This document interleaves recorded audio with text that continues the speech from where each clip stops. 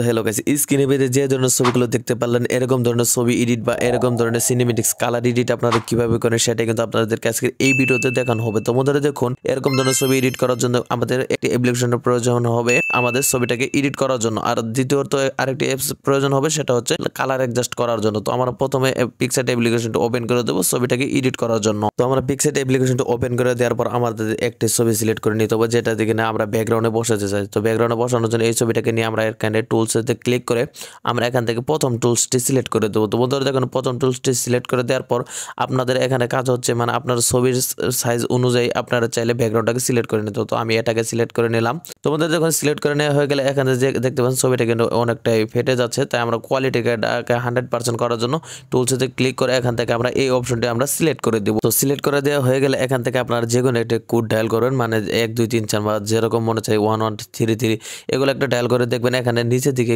একটা কোড দিয়েছে, সেটা কিন্তু আপনারা এখানে আপনার স্ক্রিন মোতাবেক এখানে বসিয়ে দিবেন। তো বন্ধুরা দেখুন, আমি ওই যেটা দিয়েছে সেটা কিন্তু আমি আপনার আবার ট্রাই করে এখানে বসিয়ে দিলাম। তো এখন ছবিটা কিন্তু কোয়ালিটিটা অনেকটা হাই রয়েছে। তো আমাদের এখানে যেহেতু একটা ছবি অ্যাড করতে হবে, তাই আমরা অ্যাড ফটোতে ক্লিক করে আমাদের যে ছবিটাকে নিতে চাচ্ছি সেই ছবিটাকে আমরা অ্যাড ফটো থেকে আমরা ছবিটাকে নিয়ে নিব।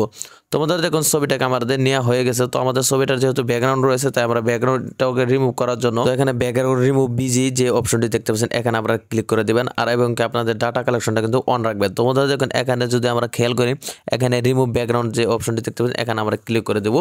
তো আমাদের ছবিটার কিন্তু ব্যাকগ্রাউন্ডটা অটোমেটিকলি অনেক সুন্দরভাবে চেঞ্জ হয়ে যাবে।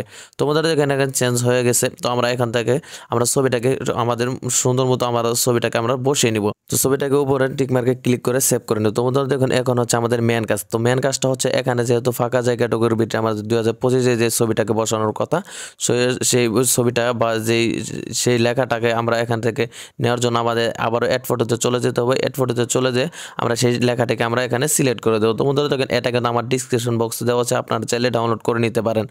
তো এটাতে নেওয়ার পর এখান থেকে দেখতে পারবেন, এখান থেকে ছবিটাকে আপনারা ছোট বড় করে বা যেরকম মনে চাই এরকমভাবে কিন্তু আপনারা সুন্দর মতো এটাকে বসিয়ে দিবেন। তোমাদের দেখেন একরকমভাবে আমি বসিয়ে দিলাম। তো এখন আমাদের ছবিটা কিন্তু অনেক সুন্দরভাবে বসানো হয়ে গেছে। তো বসানোর পর আমাদের এখানে হচ্ছে যে ছবিটার এখান থেকে কিন্তু কালারে অ্যাডজাস্টটা করতে হবে। যে এটার কালারের এডিটটা করার জন্য আমরা এখান থেকে ইফেক্ট নামে যে অপশনটি দেখতে পাচ্ছেন কালার এডিটের জন্য সর্বোচ্চ ভালো একটি ইফেক্ট, তো এখানে আমরা ক্লিক করে দেবো। তোমাদের যখন ক্লিক করে দেওয়া হয়ে গেলে এখান থেকে কিন্তু অনেকগুলো টুলবার রয়েছে।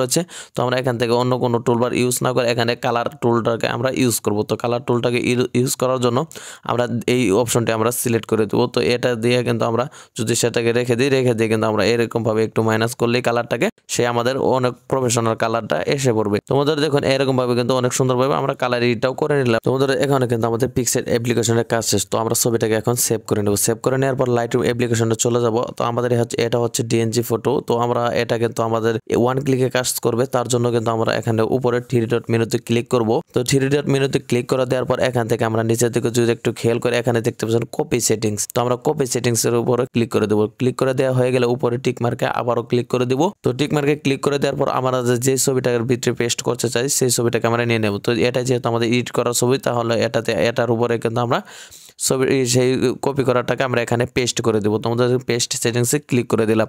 তো এই হচ্ছে আমাদের কিন্তু কালার এডিট। তো বন্ধুরা দেখুন, অনেক সুন্দরভাবে কিন্তু অনেক প্রফেশনাল একটা সিনেমেটিক্স কালার। তো এই হচ্ছে সিনেমেটিক্স কালার। তো আমাদের এই ডিএনজিটা কিন্তু আমাদের ডিসক্রিপশন বক্সে দেওয়া থাকবে, আপনারা চাইলে ডাউনলোড করে নিতে পারেন। তো বন্ধুরা দেখুন, এই ছিল আজকের মূলত ভিডিও। সারা ভিডিও জুড়ে ছিলাম আমি পারভেজ। তো ভিডিওটি কেমন হয়েছে অবশ্যই কমেন্ট করে জানাবেন। তো দেখা হচ্ছে নেক্সট কোনো ভিডিওতে। সকলে ভালো থাকবেন, সুস্থ থাকবেন। তো আমাদের চ্যানেলটিকে সাবস্ক্রাইব করে পাশেই থাকবেন।